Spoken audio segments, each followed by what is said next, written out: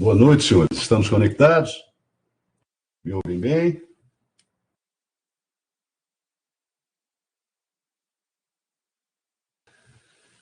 Hoje, nós temos a honra, né, de receber o professor Gustavo Velasco Boiadian para tratar de alguns temas muito interessantes. E conversei com o Velasco um pouco mais cedo, eu gostaria de sumariar o vasto currículo dele, mas como ele é convidado, falou, não, Combá, me apresenta como seu colega de universidade, como seu colega de escritório, como professor de direito das famílias e das sucessões, mas eu gostaria de fazer um breve registro para não mais privá-los das brilhantes considerações que o Velasco vai passar aos senhores. O Velasco é uma das maiores autoridades nacionais em direito das famílias e das sucessões, e um brilhante, competentíssimo advogado nessa área que sabe unir, como poucos, a teoria à praxis. E uma coisa, para os senhores cada vez mais descobrirem a beleza da ciência, né? Nós sempre falamos muito de DOCS, episteme, sistema 1, sistema 2. Né? Eu havia, de início, a respeito dessa questão que o Velasco explicará aos senhores, meio que adotado a posição majoritária da doutrina. E conversando com o Velasco ontem, ele me fez mudar de ideia. Nem sempre a doutrina majoritária se aproxima mais da episteme. Então, senhores, eu gostaria de convidar o professor Gustavo Velasco a comentar um tema que tratamos na última aula, né? E ele também se dispôs a falar de amor. Né? Vai falar também, vai nos brindar com uma aula sobre o contrato de namoro. Vamos parar um pouquinho de falar de compra e venda e vamos falar de amor. Velasco, seja muito bem-vindo, meu amigo. Eu creio que você tem que ligar o microfone. Depois de quase 2 anos de pandemia, eu achei que eu nunca mais fosse incorrer nesse tipo de erro. Boa noite, você, meu querido Combá. Boa noite. Boa noite, meus futuros alunos. A gente deve estar junto no 6º período, com direito das famílias, e talvez no 7º, com direito das sucessões. Para mim é um enorme prazer participar e plantar essa sementinha de interdisciplinaridade, de que nós possamos discutir direito de família além do curso de direito de família. Tá? E ontem nós conversávamos, Combá e eu, a respeito de uma situação. Ele me falava que explicava ou ensinava para vocês a necessidade de outorga conjugal para a prática de atos do 1647, e um desses atos é a compra e a venda, a alienação de bens imóveis. Mas para que nós cheguemos a esse 1647, eu queria convidá-los a fazer uma abordagem preliminar a respeito do que sejam os regimes de bens. Quando te falar em regimes de bens entre os cônjuges, você vai entender que estão falando num conjunto de regras, no conjunto de normas que vão disciplinar as relações entre os cônjuges e entre eles e terceiras pessoas. Então, esse conjunto de regras que regula relações patrimoniais na constância do casamento, tanto entre cônjuges quanto entre eles e terceiros, a gente vai chamar de regime matrimonial de bens. Existem alguns princípios basilares, alguns princípios informadores dos regimes de bens.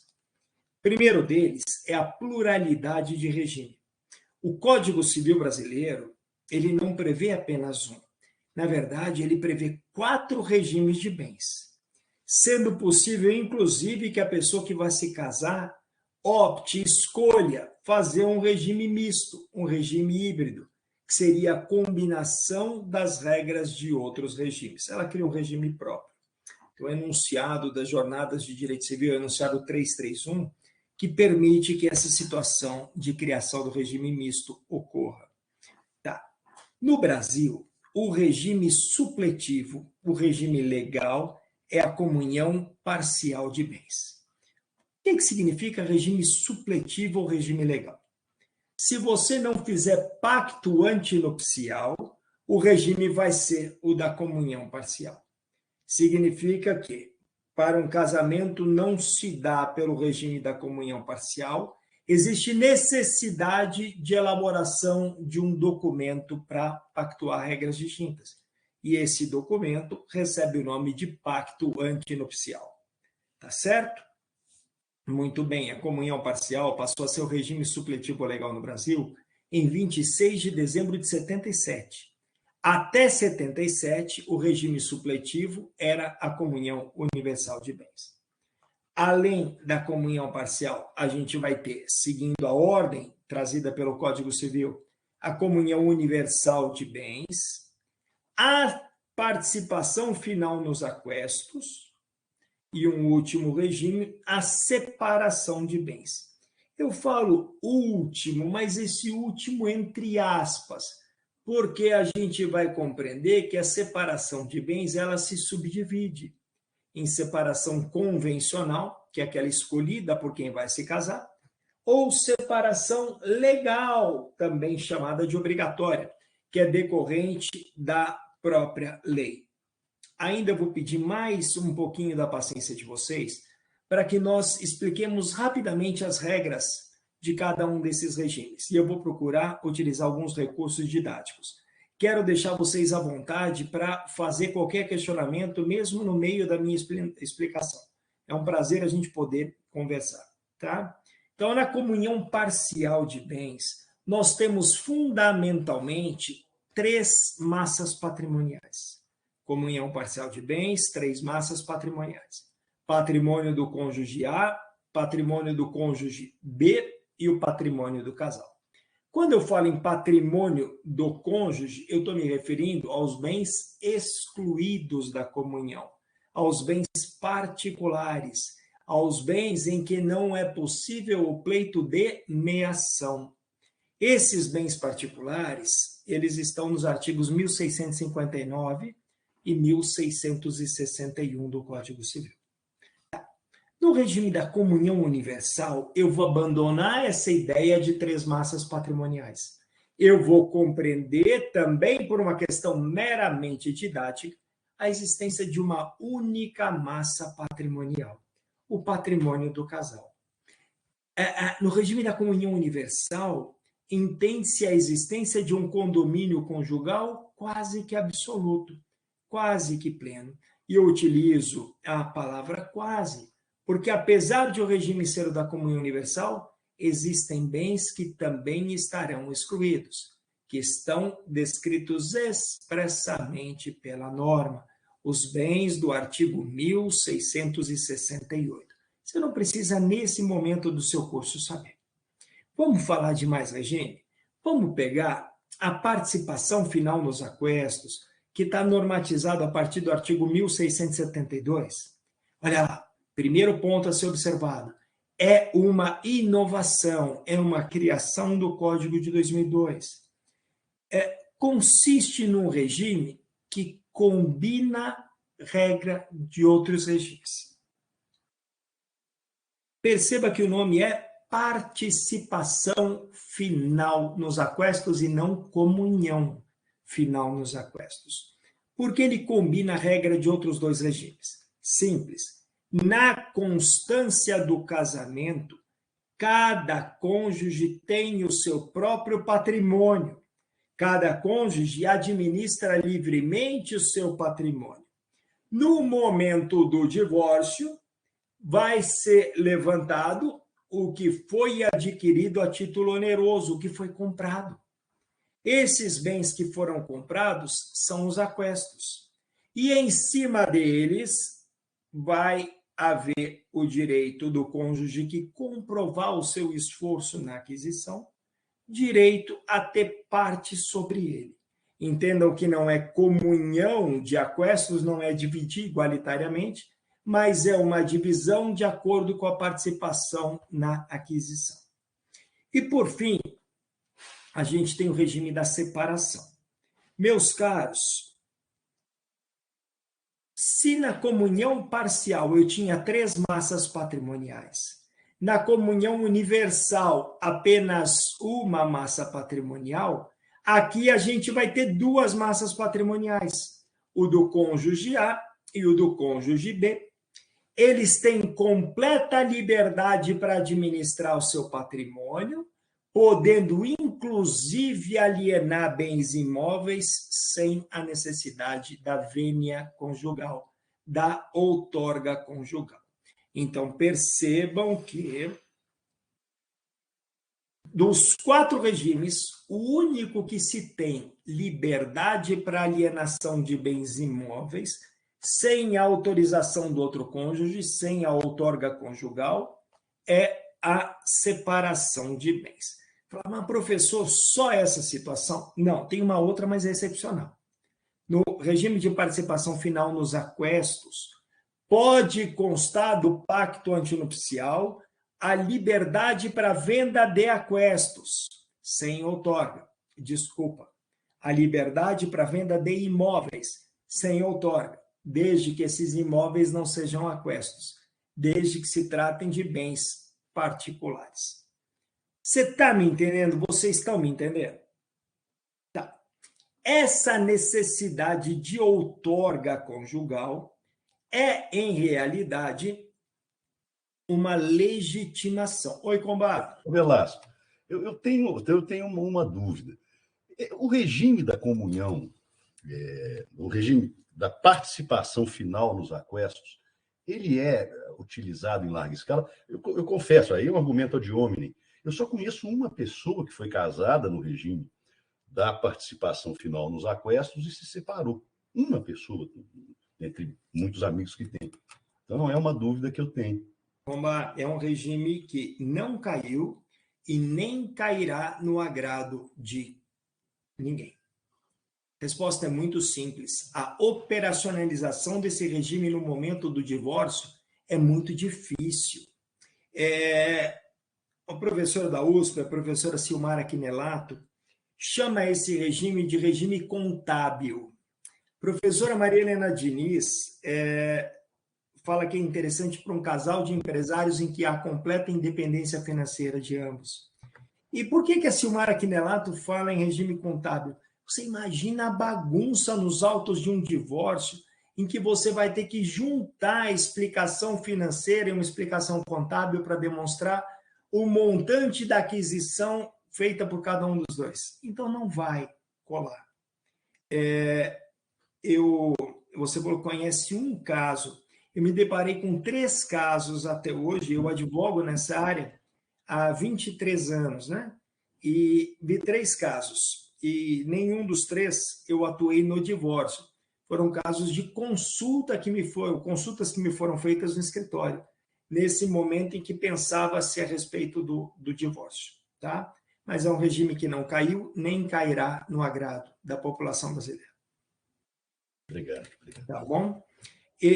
Pessoal, feita essa rápida explanação a respeito dos regimes, a gente vai observar o 1647, que gerou explicações do professor Combá a respeito da outorga conjugal, da autorização do outro cônjuge em vendas de bens imóveis. Então, peraí, você vai pegar o caput do 1647. Ele vai falar que, para a prática dos atos descritos naqueles incisos subseguintes, existe a necessidade de outorga, de vênia conjugal, em todos os regimes, exceto no da separação absoluta.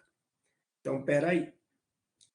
Dentre os atos do 1647, especificamente no inciso 1º, consta que a alienação ou gravar de ônus real bens imóveis, se a pessoa é casada, ela precisa da autorização do seu cônjuge. Exceção feita aos casos de o matrimônio ter se dado sob o regime da separação absoluta. Pessoal, ontem, Combá começou a ponderar comigo o que seria essa separação absoluta. E para tentar te explicar, eu vou ter que voltar a 2002, até janeiro de 2003, época em que deixou de vigorar o Código Civil de 16. Olha só, no Código de 16, a separação de bens poderia ser relativa ou absoluta. Tudo ia depender do pacto antenupcial. Então, peraí, o cara queria se casar e queria que não houvesse comunicação de nenhum patrimônio, presente ou futuro. O que ele deveria fazer? No pacto antinupcial, constar expressamente que os bens futuros, os bens que fossem ser adquiridos onerosamente, estariam expressamente excluídos da comunhão parcial, expressamente excluídos da comunicação. Se ele fizesse essa previsão de forma expressa, a separação seria absoluta. Se o pacto antinupcial fosse silente nesse aspecto, se ele nada mencionasse nesse aspecto, haveria comunicação dos aquestos. Era uma verdadeira armadilha. Se o pacto fosse silente em relação aos bens futuros, você teria as regras da comunhão parcial. O Código de 2002 acaba com essa dicotomia entre separação relativa e absoluta. No Código de 2002, a separação sempre é absoluta, tá? Independentemente de previsão de pacto antinupcial ou não, não teremos comunicação de aquestos. Os bens que vierem ser adquiridos a título oneroso serão incomunicáveis, tá? Meus caros, até aí tá tranquilo. O grande problema é que, antes do Código Civil de 2002 entrar em vigor, o Supremo Tribunal Federal editou uma súmula. Essa súmula de número 377. E o que falou a súmula? No regime da separação legal, comunicam-se os bens adquiridos a título oneroso. Peraí, vamos recapitular. No regime da separação legal, comunicam-se os bens adquiridos a título oneroso. Separação legal é a separação obrigatória. É aquela que ocorre ex vileges, em razão de previsão legal, aquela que se dá nas hipóteses do 1641. Então, o Código fala que na separação legal comunicam-se os bens adquiridos na constância do casamento. Percebam que a súmula não falou em aquisição a título gratuito ou a título oneroso, mas quanto a isso não há dúvida. O próprio Supremo Tribunal Federal, quando da apreciação de alguns recursos extraordinários, falou, olha, a comunicação a que se refere a súmula é aquela que se deu a título oneroso, aquisição de patrimônio a título oneroso que foi comprado. Mas por que surgiu a súmula? Porque à época do Código de 16, a separação podia ser relativa ou absoluta. Para que ela fosse absoluta, o pacto antinupcial tinha que fazer expressa previsão de incomunicabilidade de aquestos. Só que na separação legal eu não tenho pacto. E se eu não tenho pacto, vem o Supremo e fala, olha, por falta de previsão de incomunicabilidade dos bens aquestos, esses vão entrar na comunhão. Esses vão fazer, ou vão se enquadrar no direito de se pleitear a comunicação, a divisão. Código de 2002 acaba com essa dicotomia de separação relativa e absoluta. E aí vem a questão. A súmula 377 do STF continua tendo aplicabilidade após a entrada em vigor do Código de 2002? Aí a gente passa a ter duas correntes. Uma primeira diz que não. Por que ela não tem aplicabilidade? A razão de existência da súmula é a dicotomia entre separação relativa ou absoluta. Quem definiria se a separação seria relativa ou absoluta seria o pacto. Muito bem. Código de 2002, separação sempre absoluta, independentemente de previsão no pacto. Então, para a primeira corrente que entende que a súmula não mais tem aplicabilidade, a razão desse entendimento está centrada no fato de inexistir separação relativa no Código de 2002, ela é sempre absoluta. Quem é que pensa nesse sentido? Professor Euclides Oliveira, professor Zé Fernando Simão. E aí a gente tem uma outra corrente. Defensores dessa segunda corrente, professora Maria Berenice Dias, professor Flávio Tartucci, professor Nelson Rosenwald, professor Mário Delgado, eles falam: a súmula continua tendo aplicabilidade, sim, em que pese o fato de não mais termos a divisão entre separação relativa ou absoluta, não admitir a aplicação da súmula seria fechar os olhos para a situação em que um dos dois cônjuges auxiliou na aquisição. Seria a gente admitir o enriquecimento sem causa. E o STJ tem entendido que a súmula tem aplicabilidade, desde que comprovado esforço para a aquisição. Tá. Fiz todas essas considerações para que nós voltemos ao caput do 1647. Existe necessidade de outorga para venda de imóveis, exceção feita ao casamento celebrado no regime da separação absoluta. Será que engloba tanto a separação convencional quanto a legal, ou só a convencional?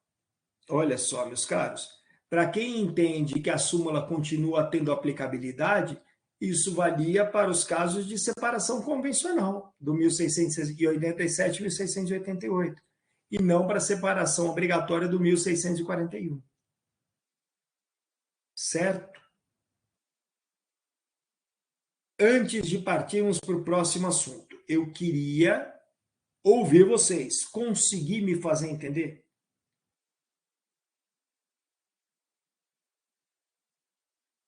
Boa noite, professor, tudo bem? Boa noite, Eduarda. Como é que você está? Tudo jóia. Professor, eu queria só fazer uma pergunta rapidinho, acho que até uma pergunta um pouco boba, mas é assim, no caso da separação total de bens, nesse caso, essa súmula seria, para ver se eu entendi mesmo, porque mesmo tendo separação total de bens, pode ser que o casal decida em conjunto comprar um carro, por exemplo. Sim. E nesse caso, não vai ficar só para aquela pessoa que está como proprietária do veículo, seria isso? Isso que acontece. Veja, você falou em separação total. Eu queria pedir para a gente utilizar a separação legal ou obrigatória. Que é aquela que decorre, tá bom? Que decorre de lei. Quer um exemplo? Quando é que você vai ter separação legal obrigatória? Casamento de pessoa com mais de 70 anos. Ou quando houver inobservância das causas suspensivas, que são do 1523, ou ainda quando houver necessidade do juiz autorizar o casamento, tá, Eduardo? Então, nesses casos, a lei obriga a separação e a súmula fala, comunicam-se os bens adquiridos na constância do casamento, os bens adquiridos a título oneroso. O STJ tem falado, sim, comunicam, mas tem que comprovar o esforço comum. Até porque, se assim não fosse, a gente estaria admitindo enriquecimento sem causa. Entendi, professor. Obrigada. Tá bom? Obrigado eu. Mais Professor, alguém? deixa eu fazer um... Oi, Jéssica. Pois não. Boa noite, tá me ouvindo? E perfeitamente. Ah, sim. Eu queria perguntar, porque eu não sei se eu entendi muito bem. Mas no código anterior, mesmo na separação legal, tinha que ter no pacto falando que você queria que fosse comunicado os bens ou não? Não. No Código de 16, Jéssica, a separação podia ser relativa ou absoluta. E tudo ia depender do pacto antenupcial. Para que a separação convencional fosse absoluta, deveria constar do pacto antinupcial que os bens futuros, os bens que viessem a ser adquiridos a título oneroso, manteriam a característica de incomunicabilidade. Se não houvesse previsão nesse sentido no pacto, a separação seria relativa, ou seja, haveria comunicação desses bens. O Código de 2002 acabou com essa regra. No Código de 2002, a separação sempre é absoluta. Você entendeu? E por que houve o advento da súmula 377, Jéssica? Porque no regime da separação legal obrigatória, a gente não tem pacto. O regime decorreria do quê? Da própria lei. E já que eu não tenho pacto, deixa eu aplicar a regra de não havendo previsão, haver comunicação de aquestos.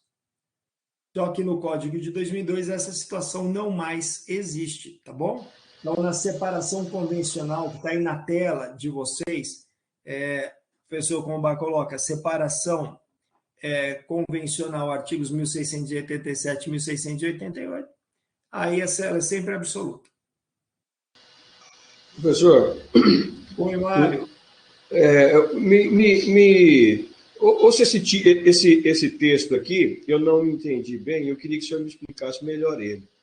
A presunção de comunhão decorrente da súmula 377 do Supremo Tribunal Federal é certa, não é absoluta e somente incide em relação aos aquestos, ou seja, aos bens adquiridos com esforço comum, não se entendendo aos que forem adquiridos sem auxílio do outro cônjuge.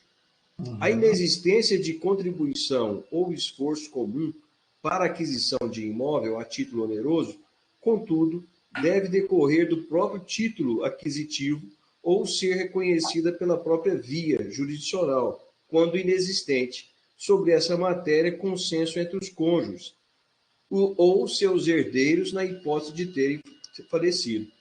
Sim. O texto que eu estava explicando aí, mas eu fiquei meio que baratinado aqui. Então, Mário, muito obrigado pela pergunta. Vamos tentar efetivamente compreender. A súmula 377 diz para nós que comunicam-se os bens adquiridos na constância do casamento. Mas a que título? A título oneroso. Tá? Então, aquele que foi comprado. Comunica-se desde que haja comprovação de esforço comum, tá certo? Desde que se demonstre ser aquesto. Aí você vai ter a discussão. E se o esforço foi indireto? Eu também tenho que considerá-lo para fins de divisão do patrimônio? Me parece que sim. Me parece que sim. Então, olha só. Os bens adquiridos na constância da separação legal, do casamento ou na separação legal, eles são partilháveis? Sim, desde que comprovados o esforço comum na aquisição. Tá? E isso é muito subjetivo, né, professor? Eu não sei se é subjetivo, porque, por exemplo, um casamento onde a esposa nunca trabalhou, entre aspas, nunca trabalhou ela fora. Pode não ter trabalhado fora, mas fora. Em casa... Isso. Você sabe, o Mário, olha só, meus pais, o Combá até foi no velório do meu pai faleceu em dezembro de 2019, meus pais foram casados 48 anos, né? E minha mãe, quando se casou com meu pai, a minha mãe, à época, ganhava mais que o meu pai. E a cabeça da época, minha mãe parou de trabalhar tinha uma carreira bastante promissora naquela época, e meu pai continuou trabalhando, mas a minha mãe, ela, olha, eu desconheço pessoa que tenha trabalhado mais que ela na vida. Então, ela tem notadamente um esforço indireto na aquisição do patrimônio.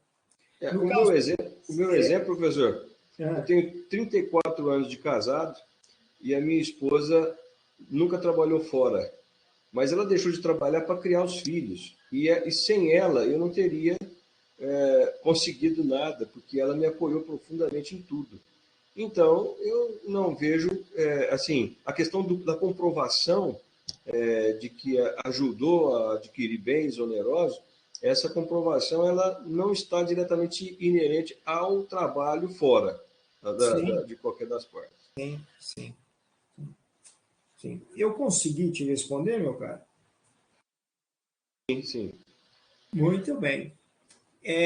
Mais algum colega com dúvida? Se tiver, não se acanha, pergunta. Estou aqui com o maior prazer.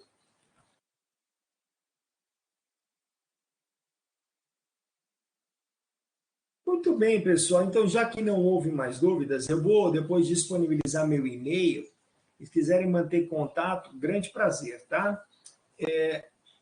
Conversava com o Comba ontem. Vamos falar um pouquinho de um contrato de direito de família que tem ganhado cada vez mais adeptos, que é o contrato de namoro. E os contratos de namoro, até muito em razão da pandemia, eles estão aquecidos. Quando a gente fala em contrato de namoro, eu queria separar 3 momentos históricos aqui. No primeiro momento, eles foram completamente rechaçados. Fala, Comba. Velasco. Então, só para eu também, para clarificar o meu entendimento. Então, na sua concepção, a separação absoluta se refere a... Eu gostaria que você... Tudo bem, que eu complementasse. Muito bem. Na minha concepção, e eu me filio à corrente minoritária do pensamento, eu acho que a súmula 377 não mais deve ter aplicabilidade, apesar do STJ falar o contrário. Quando para ele fala separação absoluta, isso abrangeria tanto a convencional quanto a legal. Tanto a convencional quanto a legal. Tá? Eu posso marcar X aqui, Velasco? Oi? Posso marcar o X aqui também. Que bom. Tá? E aí, eu, voltando aqui, esse período de pandemia, ele acabou modificando muitos hábitos de muitos de nós. E acabou fazendo com que casais de namorados passassem a coabitar, até em razão do quadro pandêmico que, inafortunadamente, tomou conta do mundo. E houve um aumento significativo no número de contratos de namoro. Num primeiro momento, quando se falava em contrato de namoro, havia um repúdio por parte da comunidade jurídica. Um dos que repudiavam veementemente era o professor Pablo Stouze. Falou, como é que você vai fazer um contrato de namoro?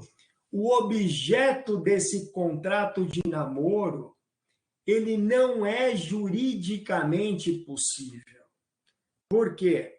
Quem fala da existência das uniões estáveis é uma norma constitucional, é o parágrafo 3º do artigo 226, é uma norma imperativa, é uma norma cogente, e eu não posso afastar a incidência dessa norma imperativa por meio de uma manifestação de vontade. Então, num primeiro momento, foi muito repudiada a ideia dos contratos de namoro. Aí, num segundo momento, começou a ser aceita a ideia. E a gente está vivendo agora no momento em que a ideia está aquecida, em que está havendo um número significativo de contratos de namoro sendo elaborados. Mas, pessoal, olha só. Para eu falar em contrato de namoro, eu obrigatoriamente tenho de abordar o texto constitucional. O 226, parágrafo 3º da Constituição, fala para nós que, para fins de proteção do Estado, acaba sendo reconhecida como entidade familiar a união entre homem e mulher, devendo a lei facilitar sua conversão em casamento. Perceba que consta do texto constitucional a diversidade de sexos, homem e mulher, mas o STF já acabou com essa exigência quando da apreciação da ADI 4277. Entendeu que as uniões entre pessoas de mesmo sexo também têm proteção garantida às uniões heterossexuais ou heteroafetivas. Tá. Aí veio o Código Civil de 2002 e passou a regulamentar a união estável a partir do 1723. E o que seria esse contrato de namoro? Olha, seria um negócio jurídico em que as partes formalizam que não desejam constituir família naquele relacionamento ou naquele momento.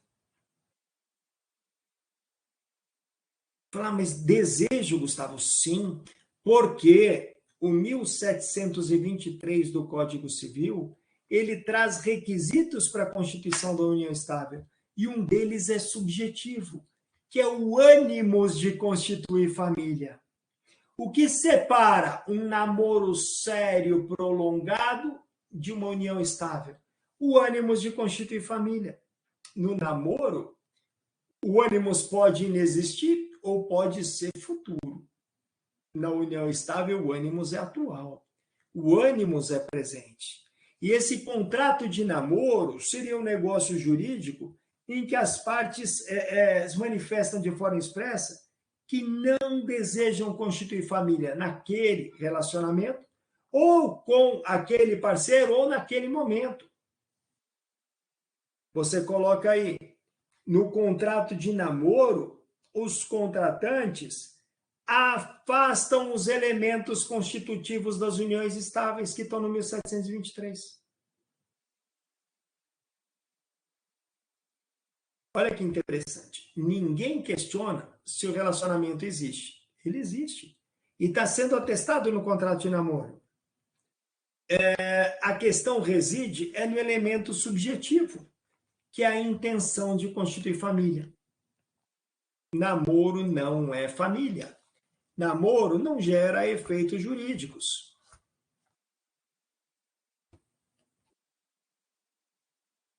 Eu me sinto obrigado a falar também de uma figura intermediária entre o namoro e a união estável. Essa expressão ela foi proposta, sugerida, pelo professor Zeno Veloso, que inafortunadamente faleceu ano passado, vítima do Covid-19, com seus 76 anos. O professor Zeno Veloso, ele, como sempre, visionário, avistou a figura do namoro qualificado. Namoro qualificado seria um estágio intermediário entre o namoro em si e a união estável. E olha que interessante, o namoro qualificado ele já é reconhecido no STJ. Eu até anotei aqui, passar o número de 2 RESPs para vocês.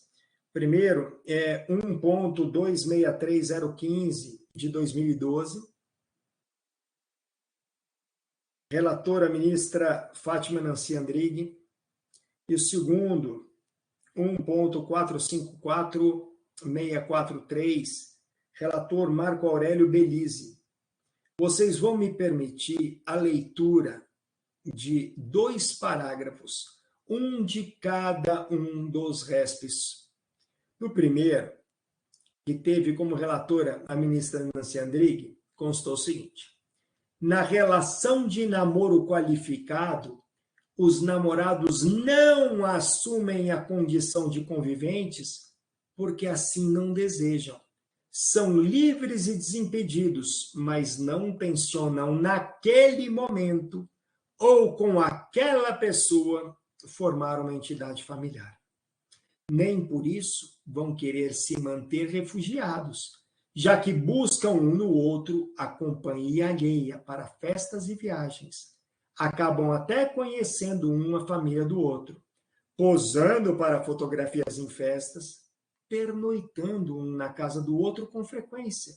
Ou seja, mantém verdadeira convivência amorosa, porém sem objetivo de constituir família. No segundo, constou o seguinte, é só a ementa do voto que eu peguei aqui. União estável, não configuração. Namorados que vivem em virtude de contingências e interesses particulares, trabalho e estudo no exterior, passaram a coabitar. Estreitamento do relacionamento, culminando em noivado e, posteriormente, em casamento. Namoro qualificado. Tá? Uma vez, eu estava dando aula no campus Santa Mônica, e no horário do intervalo, eu estava na cantina, no bloco 3Q, e um aluno chegou, professor, posso te fazer uma pergunta? Aí ele descreveu a situação, falou, eu já namoro há 8 anos e passo tantos dias na casa dela, todo mundo sabe que a gente namora, e eu quero saber, professor, eu vivo em união estável? Meu amigo, eu não sei. Tudo vai depender do elemento subjetivo do ânimos. Só que não basta apenas o ânimos, basta a forma como vocês são vistos pela sociedade, porque existe um elemento objetivo que é a publicidade. Então, calma, eu não sei. Se você quiser afastar completamente a possibilidade de reconhecimento de união estável, talvez você deva fazer um contrato de namoro. Mas veja, apesar de o contrato de namoro estar sendo aceito pela maioria da doutrina, há aqueles que o refutam. E eu vou dar um exemplo aqui, professor Cristiano Cassetari. Cassetari fala que a confecção de um contrato de namoro para ele seria uma prova cabal de que existe união estável, que a pessoa quer fugir da responsabilidade. Tá? Professor, tem forma especial para a elaboração desse contrato? Não, a forma é livre. Não existe solenidade. Ele deve apenas adotar a forma escrita. Você vai fazer uma analogia com o 1725 do Código Civil. O 1725 fala que as partes que vivem em união estável podem pactuar regras patrimoniais por meio de contrato escrito, seja ele por escritura pública, seja um instrumento de confecção particular. Então, não existe forma especial. Ah, professor, mas e se foi feito o contrato de namoro? O que não poderia faltar? Procurei separar aqui 5 pontos que acho que são obrigatórios nos contratos de namoro. Você não deve deixar faltar. Primeiro, declaração expressa e inequívoca de que não existe o ânimo de constituir família. Primeira declaração expressa e inequívoca de que não existe o objetivo de constituir família. Segundo ponto, definição da natureza do relacionamento.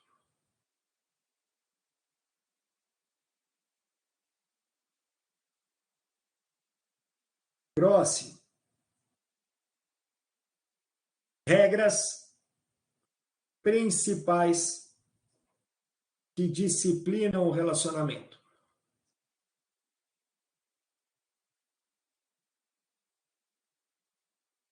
Próximo ponto que eu vou colocar aqui, para mim é fundamental, é os contratantes assumirem um compromisso moral de que não vão judicializar a questão.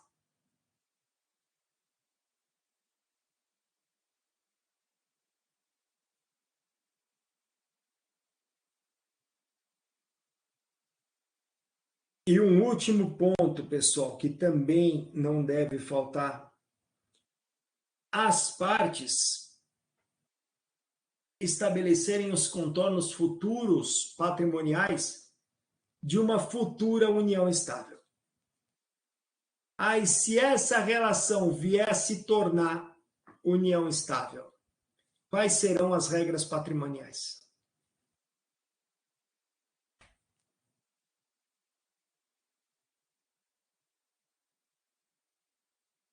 Pomba, você lembra o dia que você me convidou a tomar um café na sua casa, que estava lá o Mário Delgado?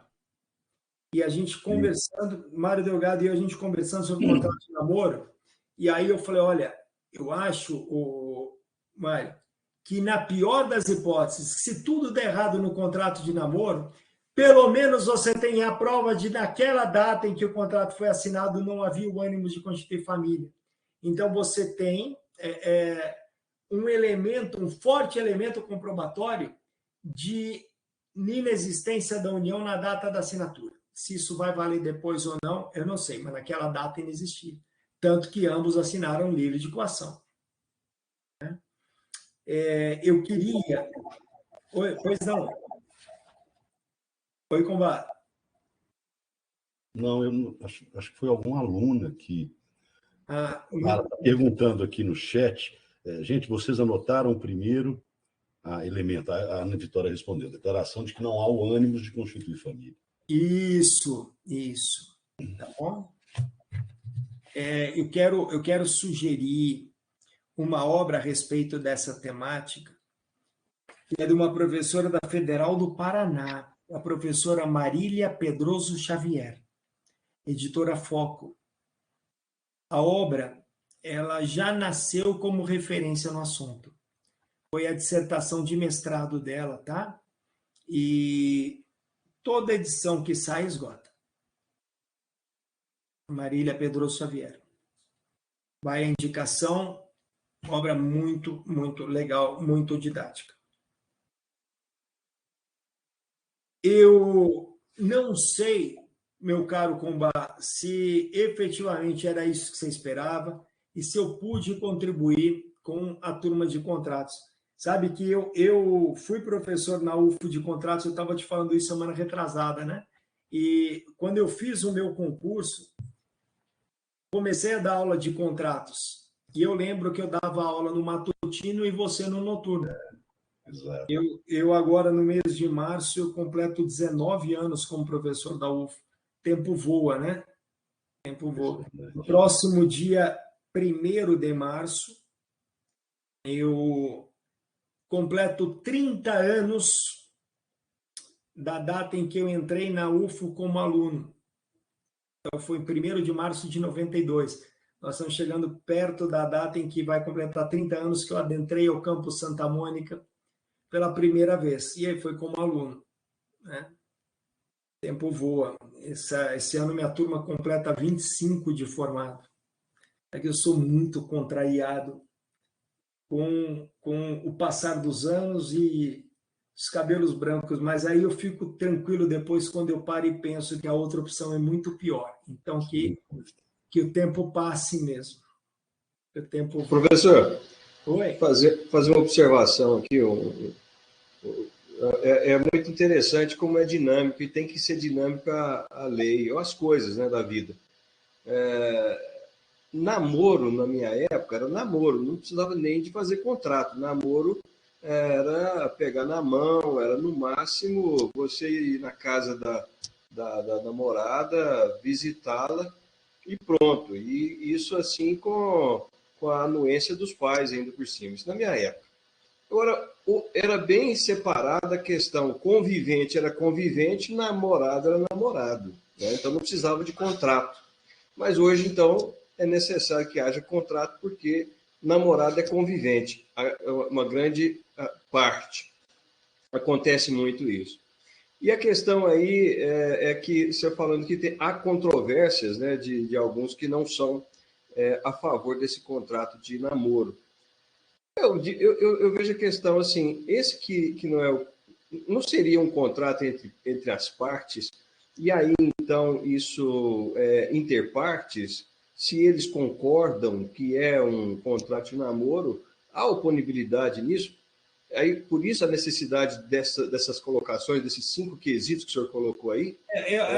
A sugestão desses quesitos foi justamente para evitar que, apesar do contrato poder ser celebrado, algum dos contratantes venha questionar alguma coisa em juízo posteriormente. Você vê que a minha preocupação em assumir um compromisso moral de não judicializar, né? Você admitir contornos para uma união estável que possa ser futura. Então, foi nesse sentido, e a sugestão dos pontos é nesse sentido. E até esses pontos, eles não são propostos por mim, não. Esses pontos são da professora que eu falei para vocês, da Federal do Paraná, da professora Marília Pedroso Xavier. Sim. Ok, professor. Professor, desculpa, Mário. Professor, você pode repetir o número dos RESPs, por favor? Deixa eu abrir aqui. Posso sim, sem problema nenhum. Que fala em namoro qualificado, né? Então, vamos lá. O primeiro, 1.263.015. 1.263.015. O segundo, 1.454.643.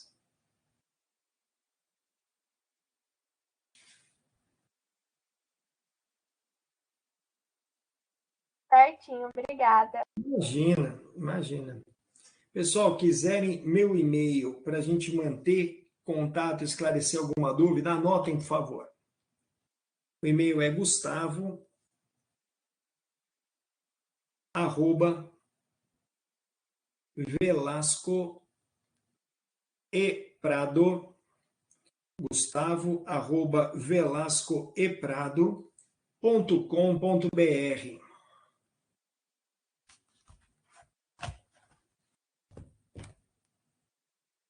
Eu imagino que em maio a gente deva retornar para as atividades presenciais de ensino, né? E caso isso efetivamente aconteça, eu também estou à disposição para que nós possamos conversar, caso seja do seu interesse, tá? Nós devemos ter um contato como aluno e professor a partir do 6º período. Então, para alguns turnos eu dou aula no 6º e no 7º, e às vezes inverte, eu vou do noturno para o diurno, para sucessões. Então, eu fico em família e sucessões, normalmente eu fico transitando, 6º e 7º período. Perdão, 7º período matutino, 7º noturno. Então, pode ser que a gente conviva aí 2 semestres, ou apenas um, tá? Combá, não te decepcionei, meu caro? Uma maravilha assistir uma aula sua, tomei nota de tudo. Maravilhoso. É uma experiência gostosa. Né? A gente conversa no café, mas eu adorei. Eu estou vibrando, anotei tudo. Inclusive, eu vou confidenciar aos alunos que há muito tempo atrás nós fizemos uma coisa parecida com um contrato de namoro.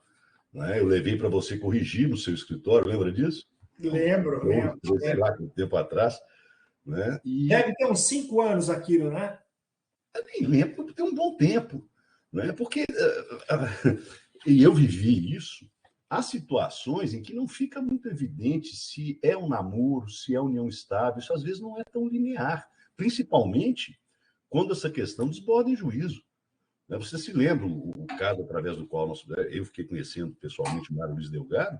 Foi um caso de uma união estável que não foi reconhecida em primeiro grau de jurisdição, de pessoas que tentaram se casar e viveram juntas por 40 anos, só porque não tinha coabitação.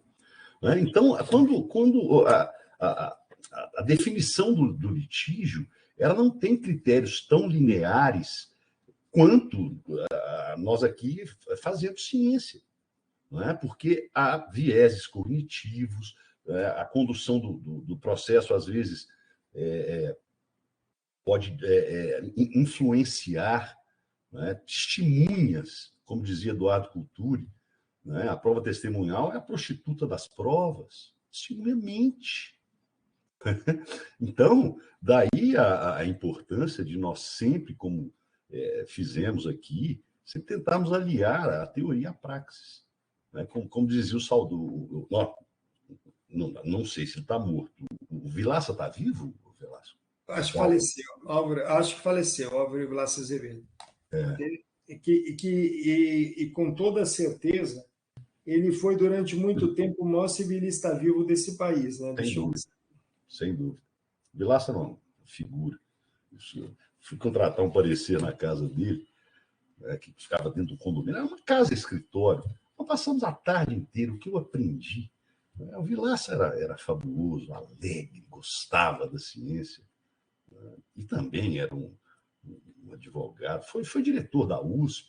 E sempre falava isso. Não há distinção entre teoria e praxis. Né? Entre a teoria e a prática. Só que a prática, às vezes... os resultados de um litígio têm aleatoriedade, têm imprevisibilidade. Cabe a nós, advogados, tentarmos, com muito estudo, conduzirmos o processo da melhor forma possível para que a pretensão dos nossos clientes é a verdade aflora em juízo. Nem sempre é fácil. A verdade em ciência já é uma tentativa. Imaginem os senhores em juízo. Eu acho que ele está vivo. Que bom. Que bom que eu me corrigi antes de matar o Vilaça, meu Deus do céu. Acho que ele está vivo. Que heresia. Não, ele está vivo e é novo, viu? Está vivo e é novo. Ele está com 73. 73, tá? Não, Combate, desculpa, essa aí, 73 eu peguei aqui na internet, é de 2010, ou seja, ele está com 85. Eu imaginei que ele já tinha por quê. 85. Encontrei com ele uns 15 anos atrás, ele já tinha, assim, já tinha uma certa idade. Mas foi um dos maiores civilistas realmente desse país. Eu quero agradecer o Guilherme, a Ana Vitória, a Jéssica, a Eduarda e a Jéssica aqui de novo pelas palavras no chat, tá bom? Velasco, nós todos que agradecemos, né, a sua brilhante participação, gostosa, uma aula rica, né, e prazerosa. Muito obrigado. Obrigado, viu? Vamos repetir isso, viu? Gostei da experiência. À disposição sempre. Um abraço para vocês. Até mais. Forte abraço.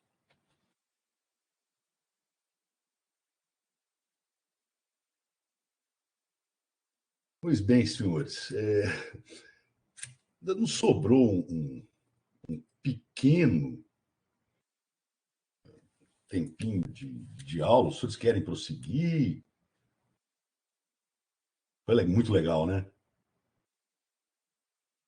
Eu vou começar a fazer mais isso, né? Porque às vezes eu fico falando de alguns institutos, né, como falar, outorga conjugal na separação legal e na separação convencional, mas os senhores não têm ainda, não tiveram uma aula completa sobre os regimes de casamento. Né? Foi muito interessante, porque eu acho que tudo que nós vimos a respeito de outorga conjugal no último encontro, a respeito, inclusive, de compra e venda entre cônjuges, isso tudo agora se tornou mais claro. O ideal, inclusive, eu pretendo, no próximo semestre, se o Velasco se dispuser, mas ele é uma graça, vocês viram. Já me viram elogiar o Velasco em inúmeras situações. Né? E está aí a prova, gravada em vídeo.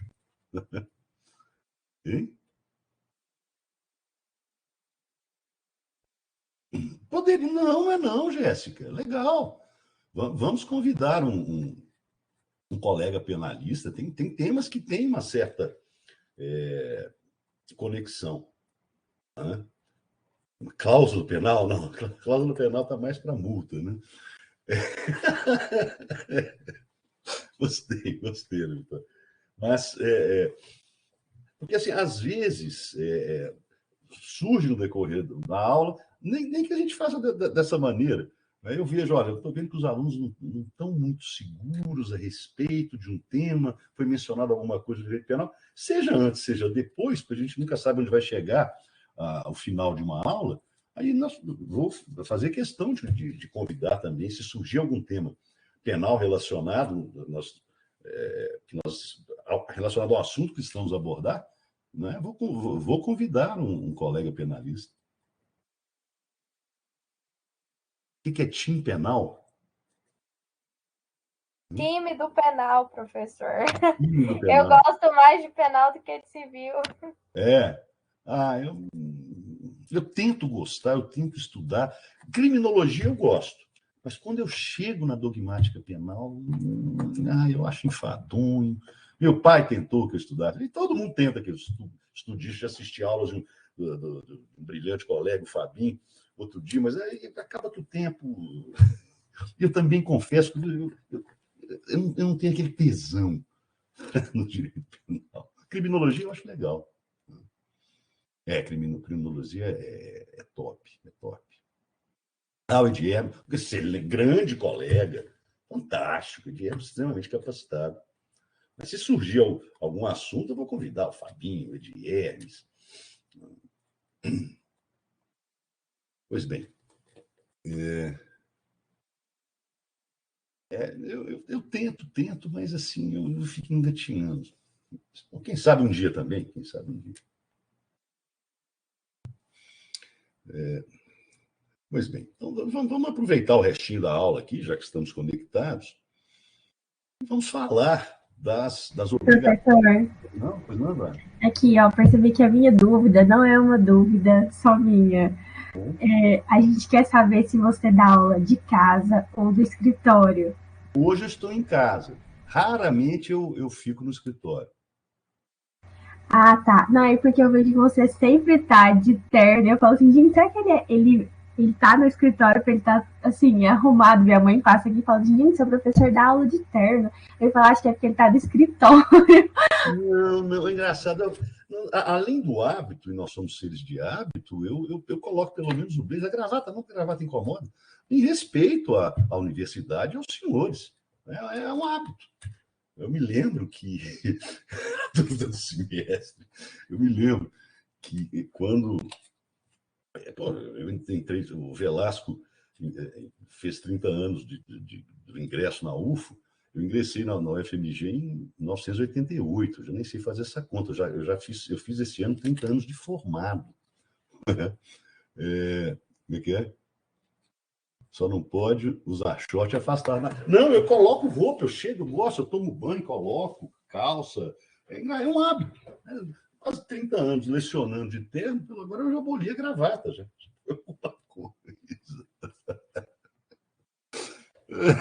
Vai fazer ciência tem esse lado lúdico, né? Eu gosto muito de fazer ciência. Mas assim, normalmente, às vezes quando tem que ficar até mais tarde no escritório, às vezes eu estou de gravata. Ou às vezes eu chego correndo de gravata, não é. Mas eu já dei algumas aulas do escritório, não sei se exatamente para a turma dos senhores. Como é que é? Nossa, tem professor que usa. Como é que é? O que é fundo falso de livro? É assim, ó. Professor, eles Fazer. colocam um fundo falso atrás de você. É uma ilusão. Aí a gente fica achando que tem uma estante atrás do livro, mas não tem. Caramba. Teve um desembargador que fez É uma projeção, pessoal. É uma projeção que coloca atrás e fica... Você está falando aqui, fica parecendo que a pessoa atrás tem um tipo... Não, mas isso é projeção, é projetado. Não, gente, teve um que ele fez um papelão para fingir que ele tinha uma biblioteca. Ah, e aí mentira. O papelão caiu. Mentira. O Mário viu a biblioteca que eu tenho no escritório.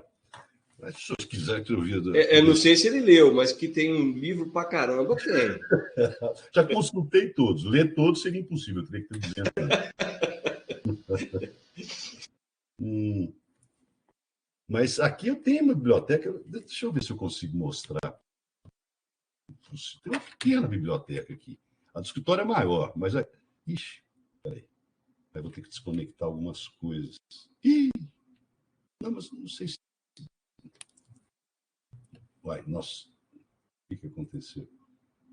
Mas eu já volto. Pera.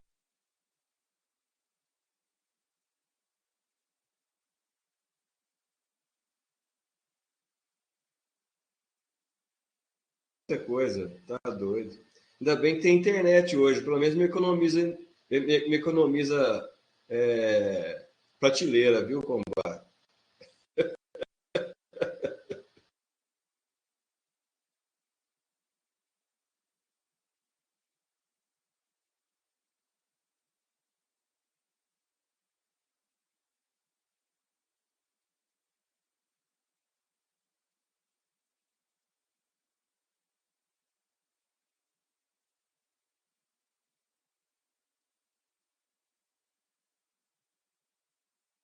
Seu microfone não tá funcionando, não, Combate. O professor tá mutado. Não, não voltou.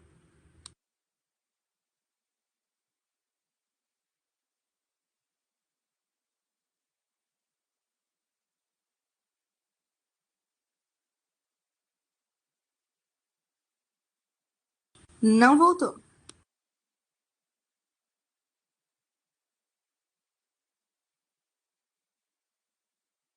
Não, Não. continua.